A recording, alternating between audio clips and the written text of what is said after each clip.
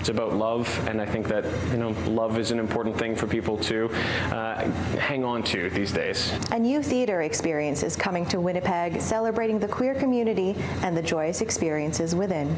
I always write from a queer lens because that's just my life experience, and to be able to share that life experience with all my other friends who share similar but also vastly different experiences is just so nice. Tanner Manson is the playwright of The Last Garden.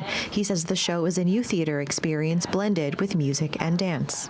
It's a little bit sad, but there's a bunch of hope. We don't send sadness too long because we do that all the time, and you come to the theater to have some fun and see joy and see people dancing around and singing songs. Manson says his inspiration came from an existentialism course in university and how to navigate through a big, chaotic world.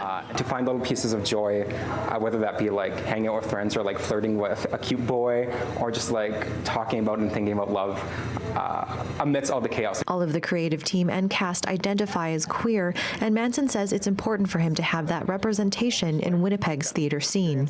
I feel like more and more we're seeing gay artists and queer artists telling stories that aren't just about like the struggle of coming out, which those are such important stories to tell.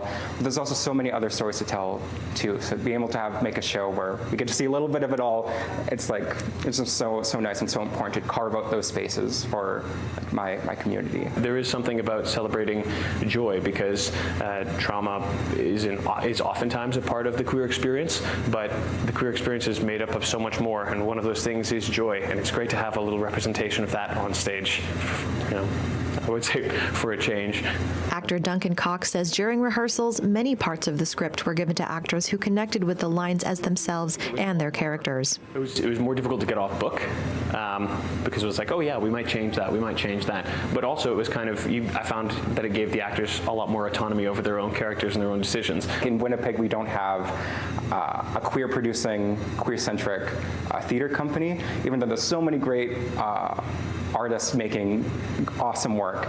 And so I just wanted to get my gay pals into a room together and just tell this fun story. Manson says he wants people to take hope with them when they leave. The play is at the Rachel Brown Theatre from November 3rd to the 5th. In Winnipeg, Joanne Roberts, City News.